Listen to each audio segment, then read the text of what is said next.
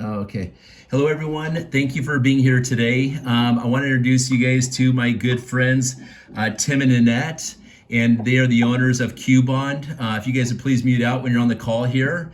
And also we have a special guest here, Mike Dana. He's the lead engineer and also the manufacturer of QBOND. So tonight, you guys are in for a great surprise to actually see the product. And so I'm going to turn it over to you there, Tim and Annette. Absolutely. So, Mike, what you're looking at right now, Mike's at the R&D lab we have out in St. Petersburg, Florida. And that's the first unit right there you're looking at. Mike, go ahead and explain to them what they're all seeing. Okay, let me start over at the other side and then come to this so they can see what's going on. Our unit has no chemicals in it, no cobalt, no magnesium, no lithium, and the unit started out as cylinders. These are called supercapacitors. This is a company called Maxwell. You can Google Maxwell. They're the biggest capacitor manufacturer basically in the United States. But if you look at this thing closely, here where it says 3,000, that's 3,000 farads. The capacitors are measured in a different medium than batteries. So this would be like 3,000 amp hours, basically, if it was a battery. So this is their unit. These are about the size of a can of orange juice. This is our unit that's equal in power to one of these. Our unit that's the exact same size of that is 100,000 farads. These are 3,000, this is 100,000. So what we've done is gone to nanotechnology. So it would take 33 of these to equal one of these. Now, during the evolution process of our graphene units, you can see these little prongs here, okay? That's a positive and that would be, the other one would be a negative. Well, this is a simulation of a breadboard. There's 1,200 of these that go into that breadboard. If you put one of these in backwards, it's kind of like a Christmas tree light. When one bulb goes out, they all go out. So it was very, very difficult, very, very labor intensive. So we came up with a better solution. And this is the solution. This has got a positive and this is a negative. You can't screw it up. It only goes in one way. But again, this is 2.7 volts at 3,000 farads. So we came up with a better solution. That was this, the pouch. This pouch here is a 10 amp hour pouch at 2.7 volts. And this was the very first prototype that we did. And you can see that it's malleable, it's bendable. We can pretty much make these in different configurations. But it didn't have enough power. This is the bad boy right here. This is the unit right here. It's 21,000 farads at 4.2 volts. Well, what does that mean? Pretty simple. You can stack these things up, okay, and they don't take up much room. So you can put these into a module. That brings us back over to here.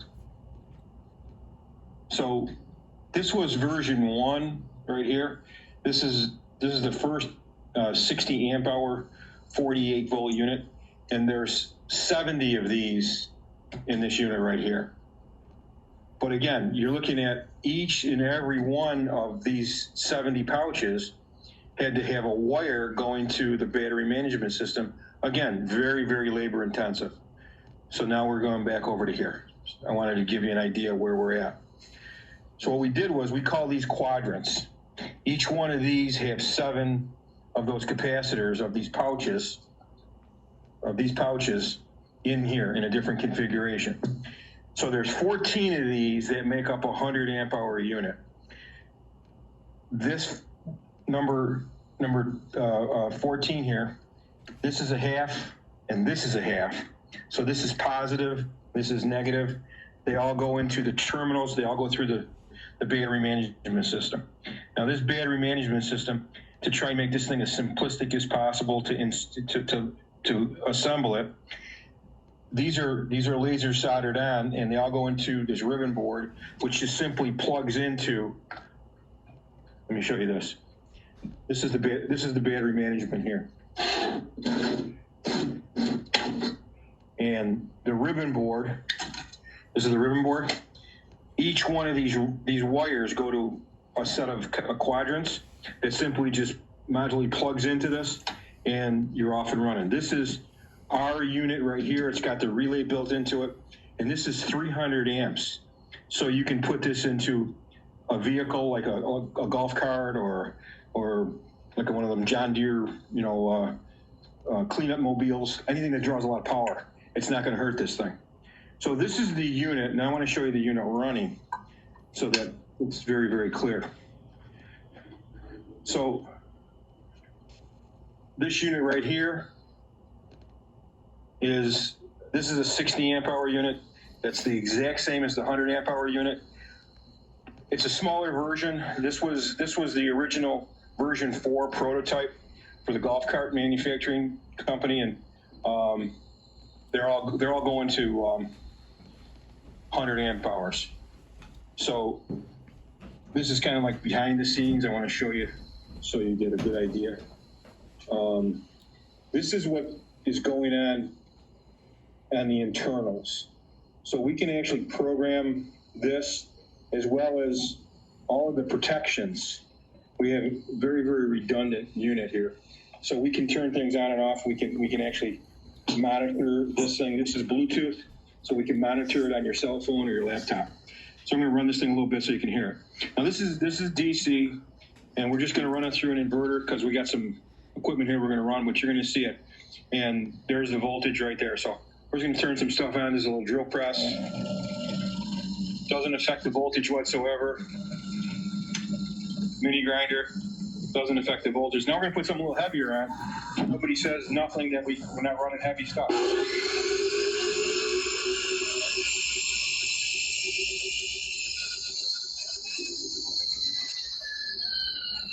This is the meter.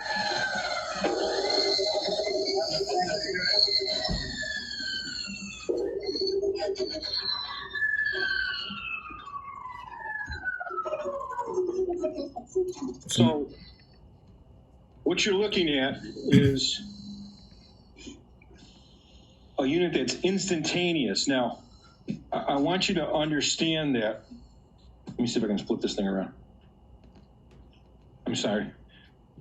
I want you to understand that in electricity, whether it's AC or DC, there's things that are called incidents. An incident is like if you were on a residential home, if you had like a compressor come on, a pool filter kick on, air conditioner kick on, and it causes a spike.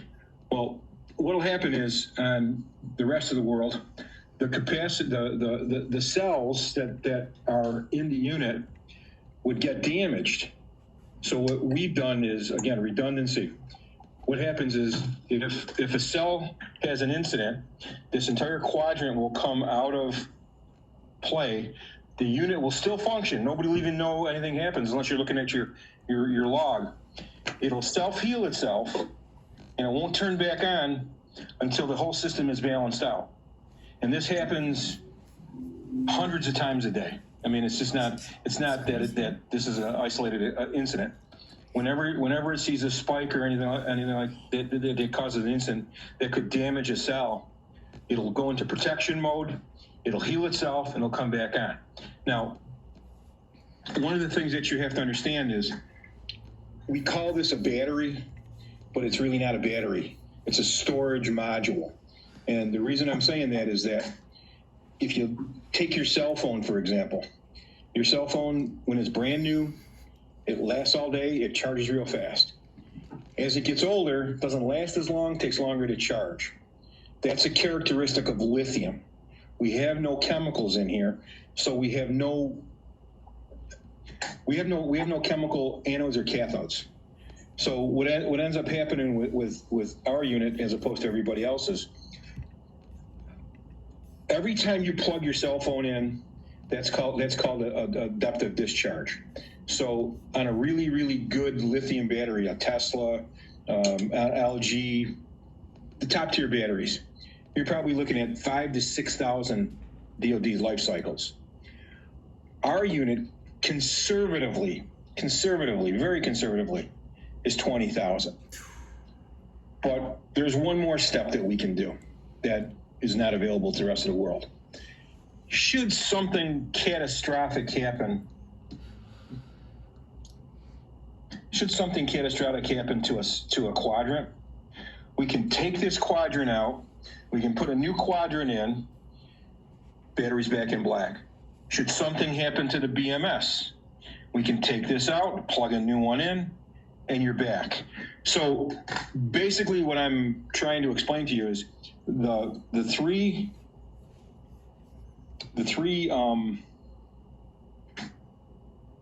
buttons I wanted to hit on the design and development of this unit was, number one, safety. Safety is the utmost important, okay? I never, ever, ever want to have one of our units cause anybody harm as far as catching fire, exploding, okay? And our battery our unit will work in minus 40 C to plus 70 C. So it can work extremely cold and it can work extremely hot, and it's none of it gets an effect. And if you look at the unit,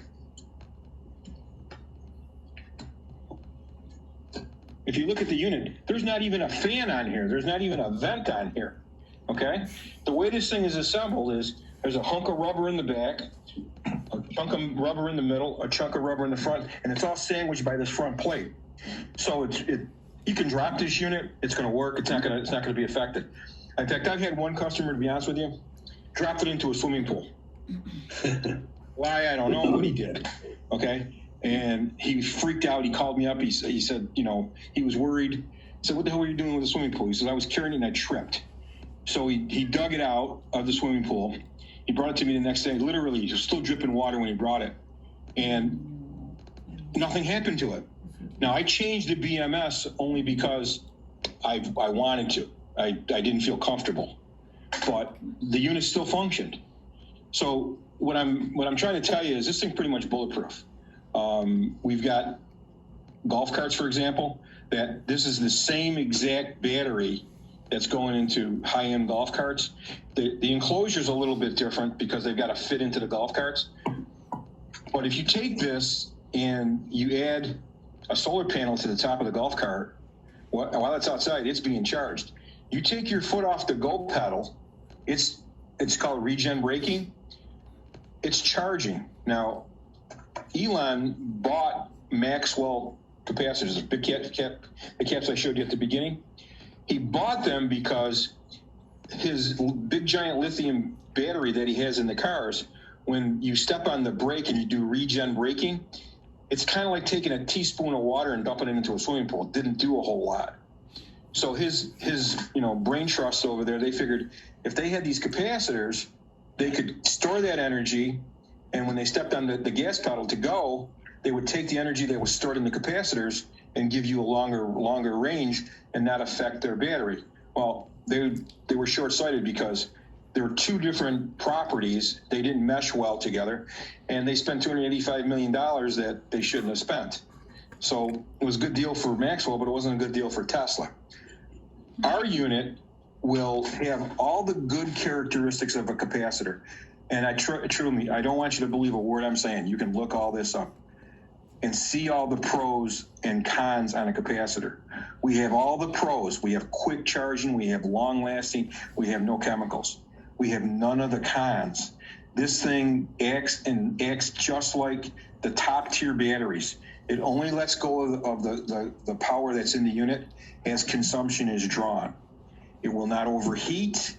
You can stack these up. You can put 2 megawatts of these batteries into a container and do all kinds of storage with it. This unit over here,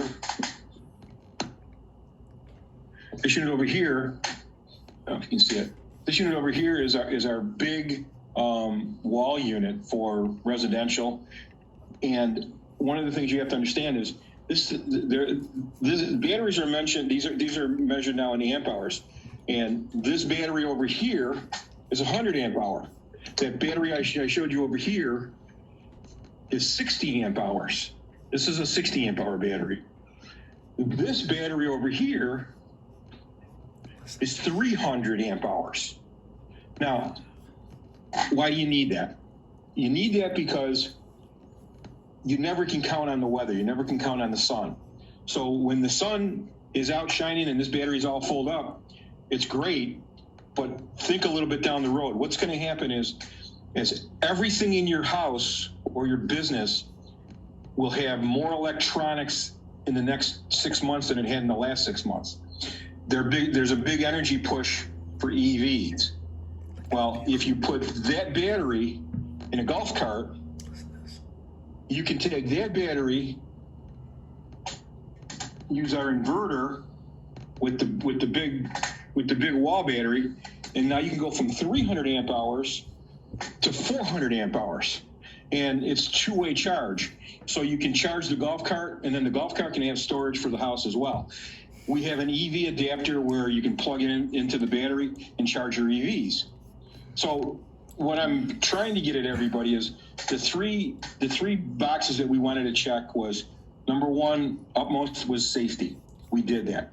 The second thing was longevity. Someone's going to spend a bunch of money on a battery. We want to give them the best bang for the buck. That battery basically is going to be a lifetime battery. It's going to last 20,000 DOD cycles in a blink. We've conservatively went to 20,000 simply because no one would really believe what it really does. And, lastly, we wanted to make sure that the whole process of the unit is under one enclosure that is going to be pretty much bulletproof. So we went all the extra steps, all this paper here. This is flame proof, flame retardant paper. Do we need it? No. We do it because now we've got UL certification. So when I went for UL for this unit, what is UL? What is UL, Mike? UL certification. It's a safety standard in the United States. We've got CE, we've got worldwide certification, but I'm trying to get UL with this, and you had to see what was going on, because when I sent them 2 batteries up there to do their testing, they couldn't test it because they didn't know why it was doing what it was doing. And our last conversation, I had 15 engineers from around the world on a conference call, on a Zoom call, trying to explain to them what the battery's capabilities are and why it does what it does. Like I said, the last box we wanted to do with the whole thing was fast charge. How fast? We can virtually, conservatively, with this battery charger right here, with this little battery charger right here, we can take that battery from 50% DOD to 100% in about 17 minutes. We have bigger chargers. The biggest one that we put to residential is 100 amps, and I've taken that, and I've taken a battery from 20% to 100% in 3 minutes. I don't want to do that because that's a lot of current going in. But what I want you to understand is when you're looking at when you're reading all the fluff that's out there as far as the websites, people can make anything look good on a website, but you have to understand and read between the lines a little bit. All of their testing is between 20% to 80%. The reason they stop at 80% is it's bulk. It's given whatever the charger's got. So for example, this charger that everybody's kind of familiar with, this is a charger that goes in a golf cart. Yeah. This little charger goes in a golf cart. Uh-huh. This is a 20 amp charger. Okay. Everybody has these in their golf cart. That's a standard golf cart charger. So what ends up happening is from 20 to 80%, it's in bulk mode. So you're getting all 20 amps. From 80% to 100%, maybe getting 2 or 3 amps. Because if they force it, that's where the fires come in. So that it's kind of like if you had a funnel and you pour your liquid in the top of the funnel. What's going to come out of it is what the smallest hole on the bottom of the funnel is. That's what a BMS does. It's there to try and protect the unit from itself. Our unit doesn't stop at 80%. Our unit has no funnel. It's like pouring a 5-gallon bucket into a 5-gallon bucket. Whatever up to 300 amps you want to pour into this bucket, the battery will take it. And the more amps you pump into it, the quicker it'll charge. So Mike, in a case scenario, not to let's take a car for example.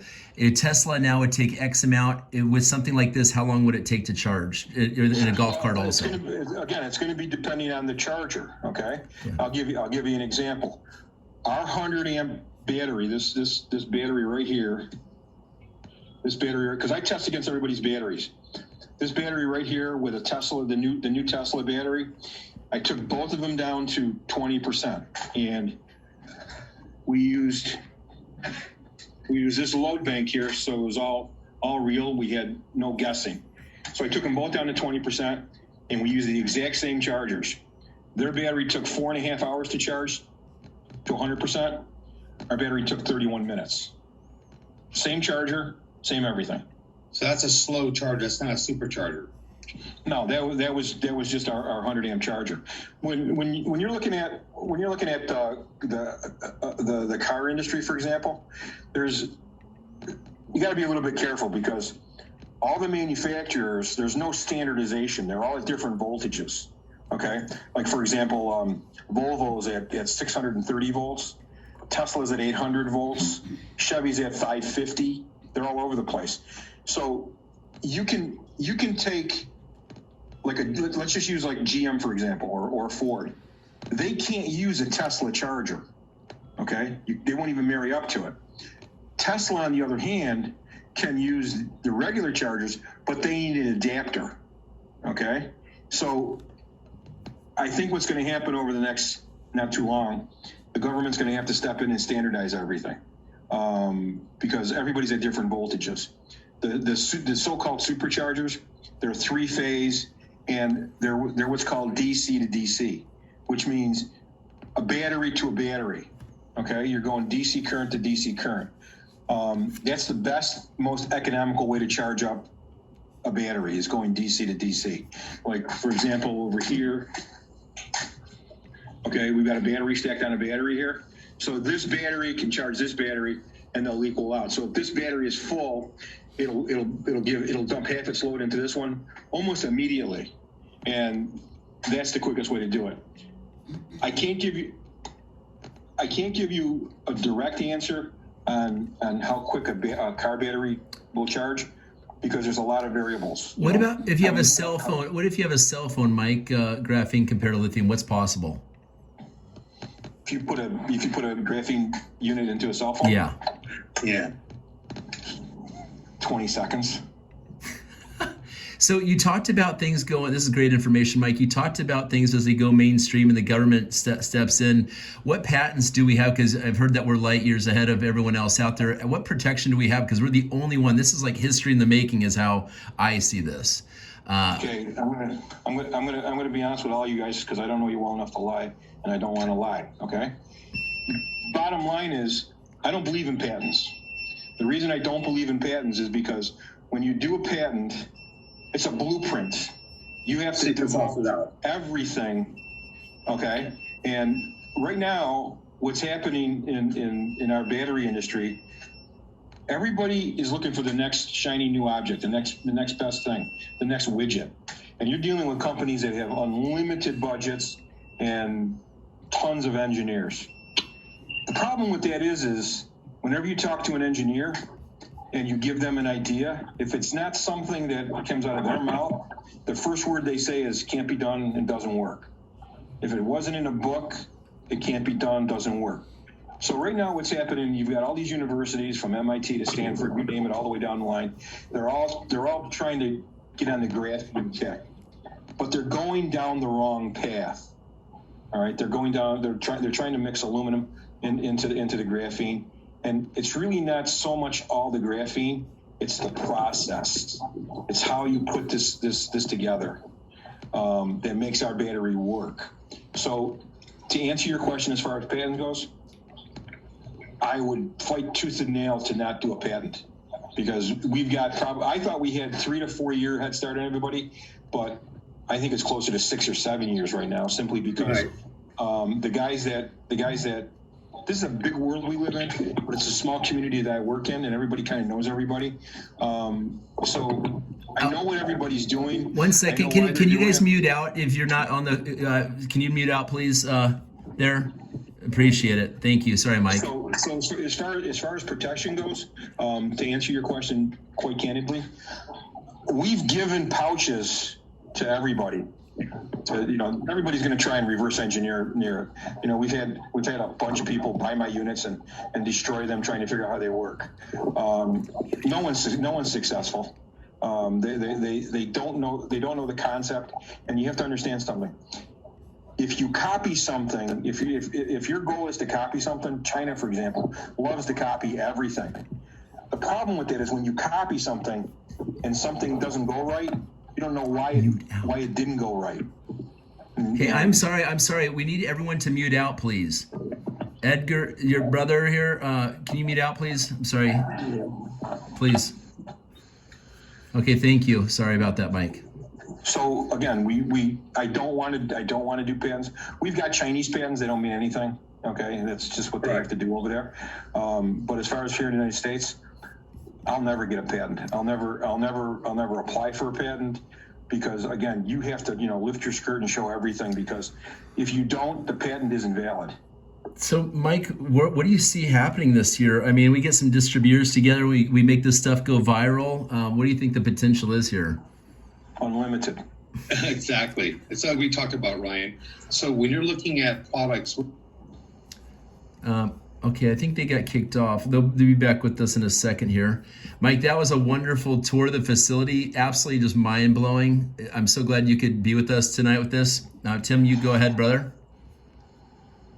All right, so guys, with our systems here, everybody, nobody's going to be able to copy us. Mike is the manufacturer. There's nobody who can circumvent anybody. QBOND is the master distributor. Mike is the engineer and manufacturing. It's that simple. Every product that we sell has a QBOND label on it. And that QBOND label, it gets put on by a heat gun, which if they kind of obstruct or damage that label, their warranty is voided. So if they try to go into the unit, they already voided their warranty. Can I give you an example real quick? Sure, Mike. About 6 years ago, I had a shop in California, and I was working down there, and we had this guy that came in, and he was going to put $125 million into the thing, and he wanted to become part of it, and he was in Taiwan. Guy's name was Jack Lin, and someone's going to wave $125 million in front of me. I'm going to pay attention. Now, he kept flying people over from Taiwan to my shop in Solvang, California. And I knew what he was doing. He was trying to copy the thing. So what I did was, I had two options. I could try and hide stuff, but I took the other tact. I put stuff in there that was irrelevant, they couldn't figure out why it was there. Well, there's a little company called Hitachi that they bought. And they bought Hitachi to get 70 engineers. So they flew me to Taiwan, and I wanted to see what 70 engineers look like. And I'll tell you what, they had spectrum analyzers for 50 grand a piece thrown in the corner, and stuff I could only dream to play with. But I'm telling you, it was like watching zombies. I mean, they're all robotic. They did round hole, square peg. That's all they knew how to do. So he spent $13 million trying to copy my unit. In fact, here's the unit. That's the unit he tried to copy right there. And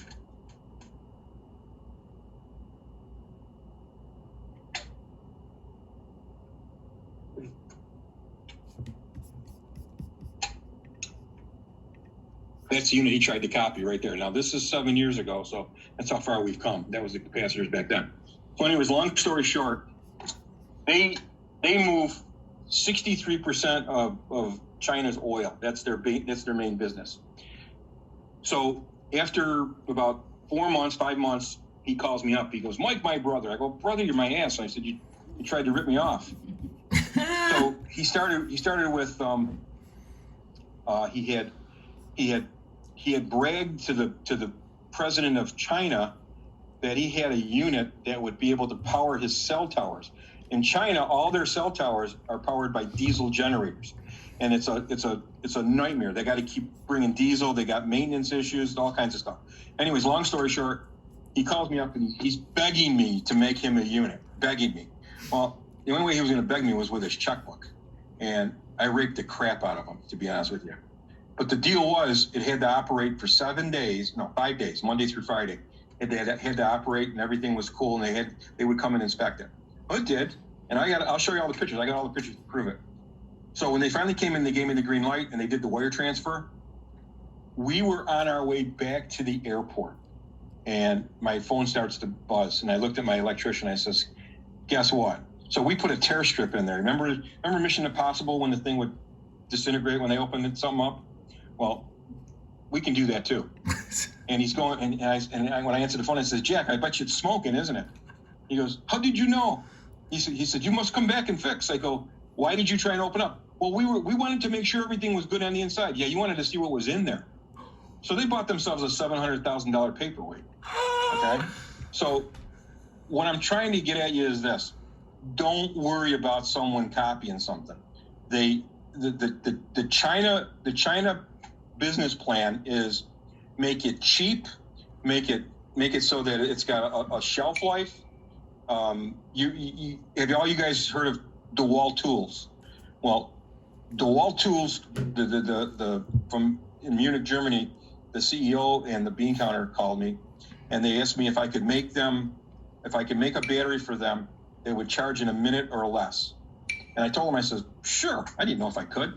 So I said, "Send me one of those pouches of all your best tools, your best batteries, your best chargers." We made a battery that fit in their exact same enclosure. You couldn't even tell it was any different. And our battery from dead to full charged in 30 seconds. I didn't hear from the guy for about 2 weeks. I call him up. I go, "What's going on?" He goes, "We love it. It's great. In fact, I'm going to take it home with me, but we can't buy it." They couldn't buy it because it didn't fit their business model. You walk into Home Depot for $99, you buy a battery. For $129, you buy a battery and a drill. Mike, so that's their business model. That is absolutely amazing. They can't keep changing them. 1 second. We have 1 minute left on this. So you guys, this whole first segment, we're going to do this in two segments. This is Mike explaining this right now. In our second segment, we're going to use the same link and come back here. We're going to get into the rest of it. Maybe Mike can add a little bit more in the next call. We got less than a minute here. So let's go ahead and we're going to hop back on the same link, everyone, okay? I think, Mike,